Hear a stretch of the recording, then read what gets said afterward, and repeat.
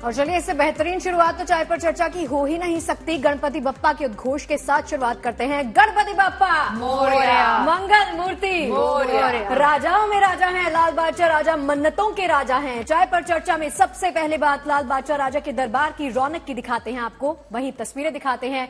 लाल बादशाह राजा गणपति पंडाल मुंबई का सबसे लोकप्रिय सार्वजनिक गणेश मंडल है, जहां देश ही नहीं विदेशों से लोग गणपति की एक झलक पाने के लिए यहां पहुंचते हैं।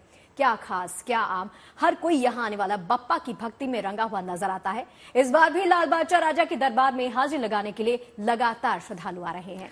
बिल्कुल, लाल बाग के राजा के दरबार में अब तक 75 लाख लोग जो हैं हाजिरी लगा चुके हैं। बप्पा के चरणों में अब तक 2 करोड़ से ज्यादा का चढ़ावा भी चढ़ चुका है। तो चलिए आपको दिखाते हैं कि कैसे इस बार भी भक्तों के सर चढ़कर बोल रहा है लाल बागचे राजा का जादू।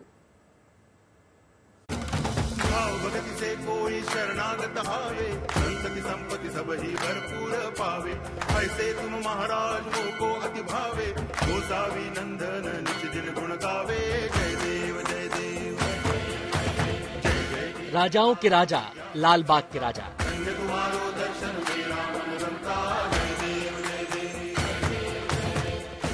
जी हाँ, लाल बाग के राजा मुंबई का ऐसा गणपति पंडाल जो सबसे ज्यादा लोकप्रिय गणेश पंडाल है। गणेशोत्सव के दौरान यहाँ अनूठी रौनक देखने को मिलती है। दूर दूर से भक्त लाल बाग के राजा के दरबार में शीश नवाने आते हैं। क्या देसी क्या विदेशी, क्या राजा क्या रंग, क्या नेता और क्या सितारे, सब यहाँ अपनी खाली झोली लाते हैं, मन्नत मांगने आते हैं और लाल बाग के राजा से मिले आशीषों से भरी झोली लेकर लौटते हैं। यहाँ आने वाला हर कोई बप्पा की भक्ति के रंग में रंगा नजर आता है। इस बार भी गणेशोत्सव में लाल बाग के राजा के दरबार में हाजिरी लगाने वाले बड़ी संख्या में उमड़ रहे हैं। आज बीजेपी अध्यक्ष जेपी नड्डा खुद महाराष्ट्र के डिप्टी सीएम देवेंद्र फडणवीस के साथ लाल बाग के राजा के दर्शन करने के लिए पहुंचे, शीश नवाया और मनोकामना पूरी होने का आशीर्वाद लिया।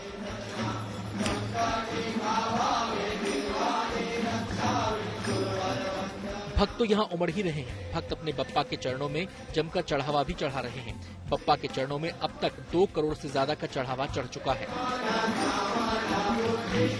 लाल बाग के राजा के प्रति लोगों की आस्था ऐसी है कि पिछले 7 दिनों में 75 लाख से ज्यादा श्रद्धालु लाल बाग के राजा के दर्शन कर चुके हैं। लाल बाग के राजा के चरणों में 2 करोड़ 79,47,000 रूपए से ज्यादा का दान दिया जा चुका है।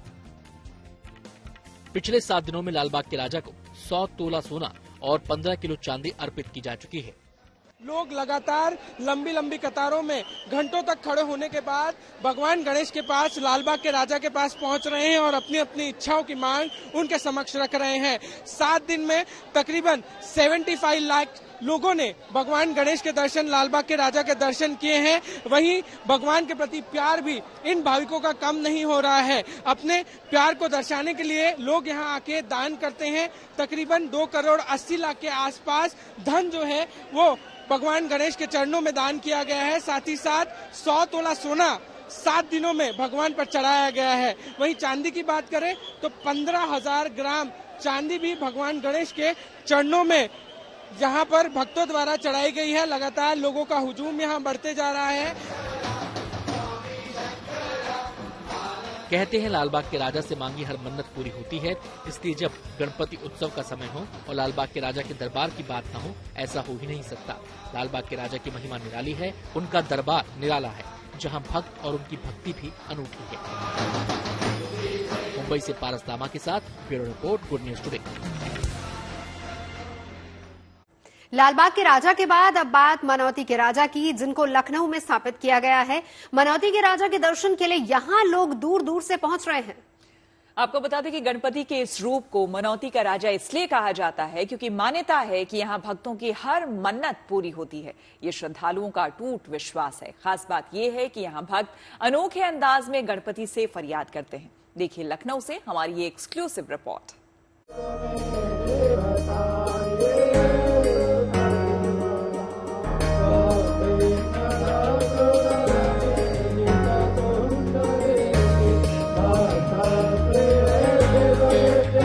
मनौतियों के राजा, इस खूबसूरत गणेश पंडाल में बप्पा से भक्त जो मांगते हैं वो मांग यानी मनौती पूरी होती है।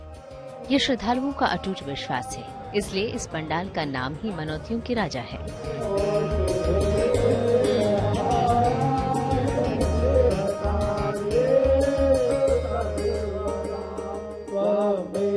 मुंबई के साथ ही देश के दूसरे हिस्सों में भी गणेश उत्सव धूमधाम से मनाया जा रहा है।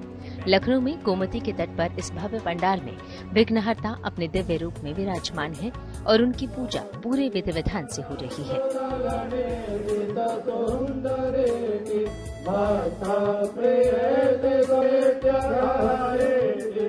एक तरफ पूजा पाठ तो दूसरी ओर एग्जाम हॉल जैसा नजारा, जिसे देखकर आप भी सोच में पड़ जाएंगे कि आखिर गणेश पंडाल में ये लोग कैसी परीक्षा दे रहे हैं।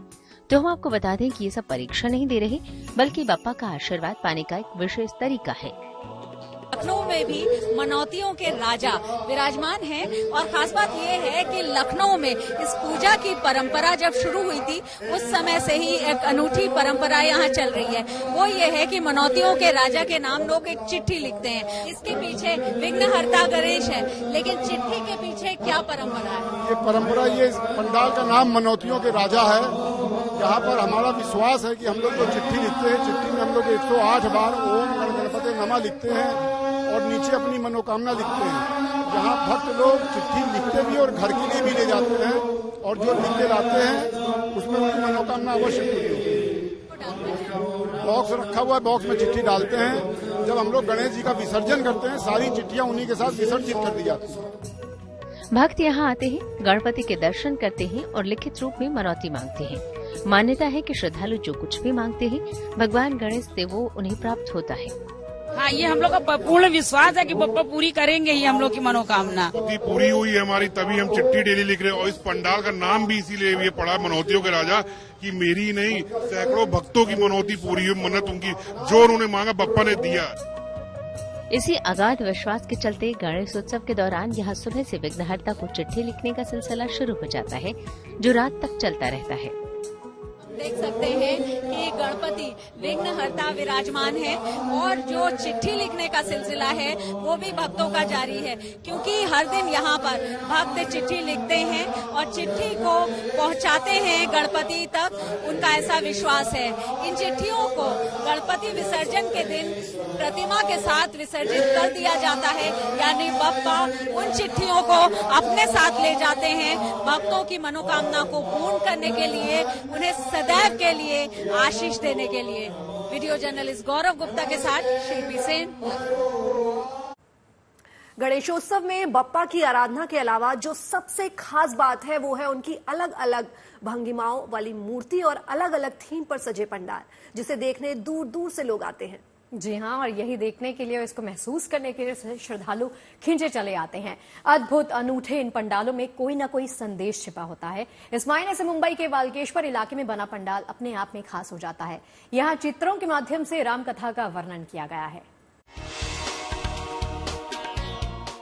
सीता की खोज में राम और लक्ष्मण का जंगलों में भटकना, गौतम ऋषि का उन्हें उपाय सुझाना और उनके सुझाव पर समुद्र किनारे शिवलिंग स्थापित करके राम का शिव की आराधना करना।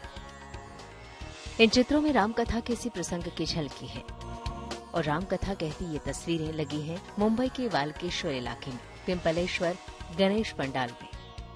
कहानी सदियों पुरानी है, नया है तो ये कि राम कथा के इस प्रसंग का मुंबई के वाल्केश्वर इलाके से गहरा नाता है। वाल्केश्वर ही वो जगह है जहां सीता की खोज में भटकते भगवान राम और लक्ष्मण को गौतम ऋषि ने सीता की खोज की युक्ति बताई थी। युक्ति ये कि भगवान राम शिवलिंग स्थापित करके अपने आराध्य महादेव की आराधना करें। वाल्केश्वर के इसी महत्व को, भगवान राम से उसके इसी संबंध को समझाने और वाल्केश्वर के लोगों को गर्व का एहसास कराने के मकसद से पिंपलेश्वर गणेश पंडाल ने ये कोशिश की है। वाल्केश्वर में जंगल था, वहाँ पे गौतम ऋषि का आश्रम था। गौतम ऋषि को मिलने के बाद गौतम ऋषि ने कहा कि आप शिवलिंग पे अभिषेक किया जाए तो आपका जाने का मार्ग ज्यादा आसान हो जाएगा। फिर राम प्रभु ने शिवलिंग बनाने के लिए यहाँ की वालू के ईश्वर बनाए, इसलिए ये जगह का नाम है वालुकेश्वर। तब पुराना नाम था वालुकेश्वर, वो जैसे जनरेशन चेंज हो गया वाल्केश्वर हो गया। हम लोग बचपन से हम लोग सुनते आ रहे हैं, मेरे दादी, मेरे दादा, मेरे पापा, इन्होंने तभी से ही बोला कि जहाँ पे हम लोग रहते हैं ये बहुत पवित्र स्थान है, ये बहुत कम लोगों को नसीब हुआ है यहाँ पे रहना। इसलिए अभी नॉर्मली जो भी यहाँ से यहाँ पे रहता है वो खुद को बहुत भाग्यवान समझता है कि हम लोग बहुत तीर्थ स्थान पे रहते हैं। यहाँ इन तस्वीरों के अलावा कुछ दूसरी तस्वीरें भी हैं जो वाल्केश्वर का इतिहास बता रही हैं। गणेशोत्सव को लेकर जब पंडाल की थीम पर विचार शुरू हुआ तो अयोध्या में बन रहा भव्य राम मंदिर जहन में आया और फिर आया राम से वाल्केश्वर का संबंध और फिर शुरू हुई तथ्यों की पड़ताल ताकि सही जानकारी लोगों तक पहुंचाई जा सके। इसके लिए उन्होंने महीनों रिसर्च किया और तथ्य जुटाए। जब ये न्यूज 1 साल पहले आई कि प्रभु राम जी का मंदिर बन रहा है, तब से हम लोग ने इसके पीछे एक काम शुरू किया, इसका रिसर्च चालू किया कि प्रभु राम यहाँ आए, बचपन से सुनते आ रहे सब लोग, बट उसके पीछे की जो घटना थी वो काफी 2 तरह से सुनने में आ रही थी। तो उसके पीछे काफी किताबें पढ़ी गई, आर्कोलॉजिक डिपार्टमेंट से मिलना चालू हुआ, खाकी टूर है उनके जो हेड है भरत डोस, उनसे मिले और जितने भी इंफॉर्मेशन निकलते गई उससे कुछ अलग ही इंफॉर्मेशन सब हमने पहली बार देखी है। पिंपलेश्वर गणेश मंडल हर साल गणेशोत्सव भगवान शिव के इसी पिंपलेश्वर मंदिर में मनाता है। यहीं गणपति की प्रतिमा विराजती है। इस बार भी गणपति का दरबार इसी पिंपलेश्वर महादेव मंदिर में सजा है, बस उसे रूप दिया गया है जंगल का। वाल्केश्वर के जंगल जहां कभी श्री राम माता सीता की खोज में भटके थे। पहले वालुकेश्वर जाना जाता था, अब वाल्केश्वर इस इलाके को कहा जाता है। यहाँ की मान्यता ये भी है कि यहाँ पर भगवान जी रहे और उसके बाद जो शिवलिंग है उनकी पूजा की और उसके बाद राम और लक्ष्मण दोनों आगे बढ़े। ऐसी ही सजावट यहाँ पर हर साल की जाती है। इस साल भारत के लिए भी बेहद महत्वपूर्ण साल है जहाँ पर राम मंदिर बन के तैयार होगा और उसी की झलक जो है हमें यहाँ पर इस मंडल में दिख रही है। कैमरामैन साहिल चौहान के साथ पारस दामा, गुड न्यूज टुडे। सूरत में समंदर के किनारे बसे एक गांव में भी गणेश उत्सव धूमधाम से मनाया जा रहा है। यहाँ का भव्य गणेश पंडाल लोगों को खूब आकर्षित कर रहा है। रात के वक्त इस रोशनी को देखते ही बनती है। इस दिव्य पंडाल को बनाने में करीब 3 महीने का वक्त लगा। खास बात यह है कि इसे किसी प्रोफेशनल कलाकार ने नहीं बल्कि गांव के ही युवाओं ने बनाया है।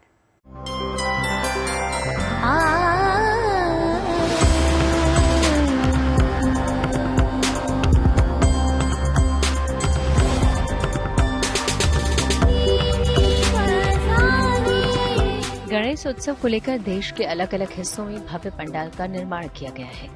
कई पंडाल ऐसे हैं जो लोगों को अपनी ओर खूब आकर्षित करते हैं। उन्हीं में से एक पंडाल ये है जो गुजरात के सूरत में बनाया गया है। सूरत जिले के समुद्र तट पर आया भटलाई गांव में अयोध्या के राम मंदिर की थीम पर इस गणेश पंडाल का निर्माण किया गया है।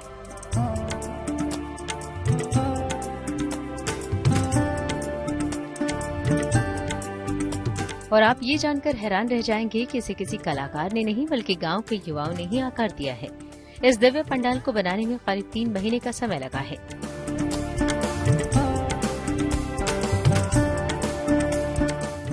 प्रकृति की गोद में बसे इस गांव की छटा इस आकर्षक पंडाल को लेकर और बढ़ गई है। रात के समय रोशनी से जगमगाता ये पंडाल बेहद सुंदर दिखता है।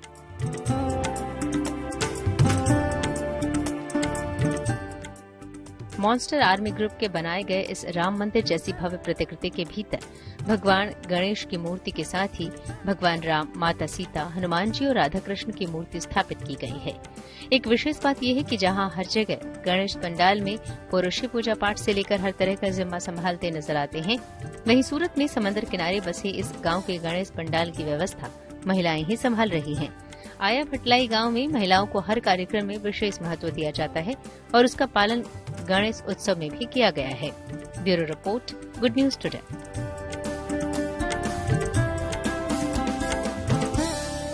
चीन के हांगझोउ में खेले जा रहे 19वें एशियन गेम्स में आज तीसरा दिन है। भारतीय खिलाड़ी टेनिस, बॉक्सिंग, तैराकी, शूटिंग और घुड़सवारी जैसे कई खेलों में अपनी चुनौती पेश कर चुके हैं। और गुड न्यूज ये है कि भारत ने इतिहास रचते हुए 41 साल बाद घुड़सवारी में गोल्ड मेडल हासिल किया है।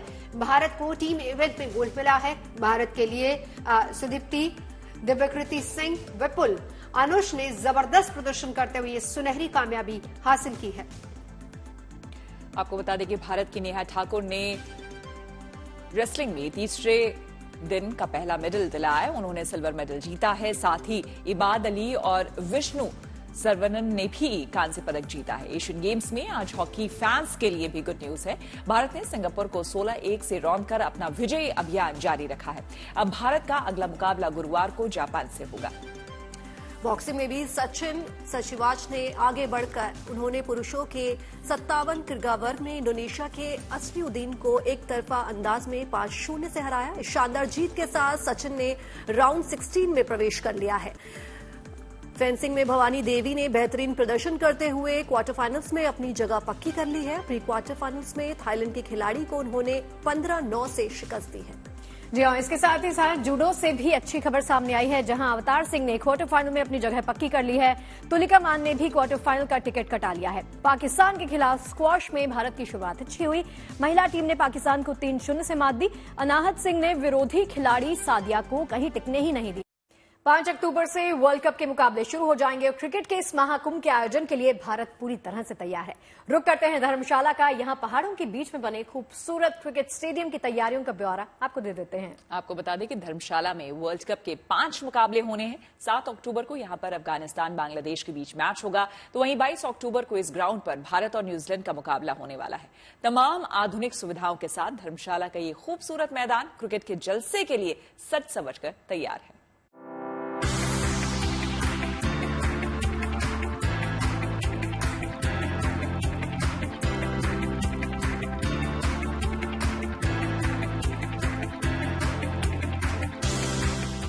सज रहा है, संवर रहा है हिमाचल की पहाड़ियों के बीच बना धर्मशाला क्रिकेट स्टेडियम का ये मैदान।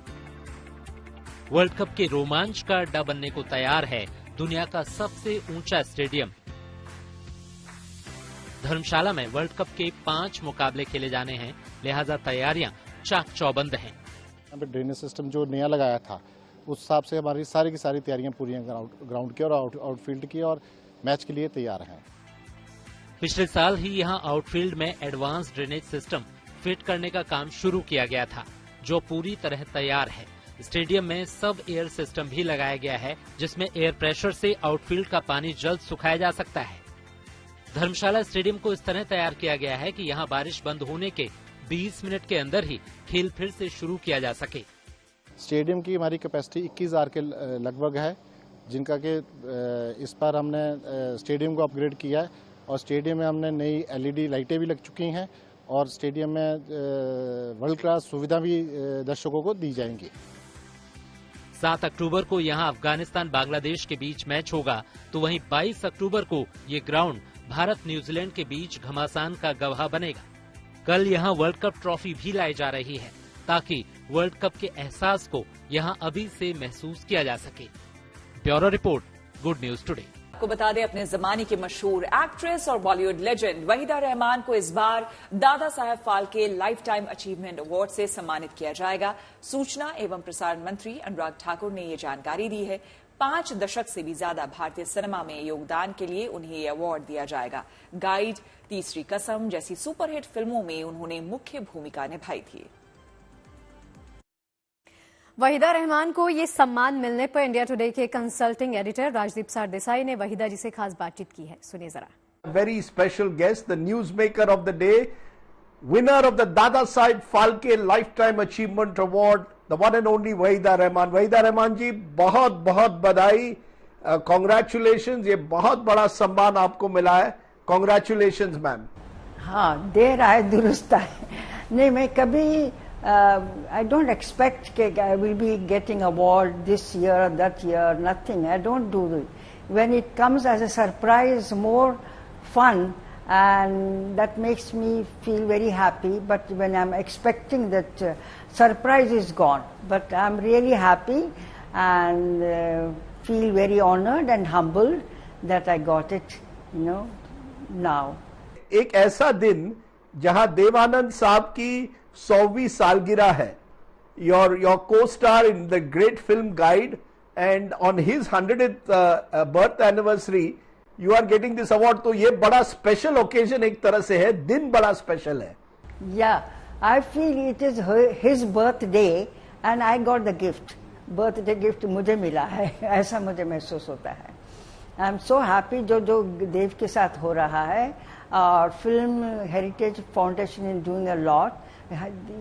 They are reviving our lives back to on the big screen, black and white, a color or whatever it is. I'm so happy that it was such a surprise this morning when I was told, okay, oh my God, today is Dev's birthday and 100th birthday, and I'm getting this such a big honor. I'm so happy and so grateful to everybody. सूचना एवं प्रसारण मंत्री अनुराग ठाकुर ने वहीदा रहमान को इस सम्मान के लिए बधाई दी है और कहा है कि वो हर लिहाज से इस सम्मान की हकदार हैं, इसकी योग्य हैं. भारतीय सिनेमा में वहीदा रहमान की अहम भूमिका रही है. पद्मश्री और पद्म भूषण से सम्मानित वहीदा जी देश की बहुत बड़ी कलाकार रही और लगभग 4 दशकों से ज्यादा समय तक देश के लोगों को अपनी फिल्मों के द्वारा मनोरंजन भी दिया और उच्च कोटि की कलाकार. और मैं तो ये कहूंगा कि एक सम्मान जो उनको मिला है, जिसकी वो हकदार हैं, उनको मैं बहुत बधाई भी देना चाहता हूँ. इतना मधुर हमारा साथ कि लेना होगा जन्म कई बार, क्योंकि खुशियां मनाने के लिए, खुशियां बांटने के लिए एक जन्म तो काफी नहीं है. कहने का मतलब ये है कि एक शो काफी नहीं है. तो फूलों के रंग से, दिल की कलम से कल फिर करेंगे पॉजिटिव खबरों की शुरुआत. चाय पर चर्चा शाम 5 बजे. देखते रहिए गुड न्यूज टुडे.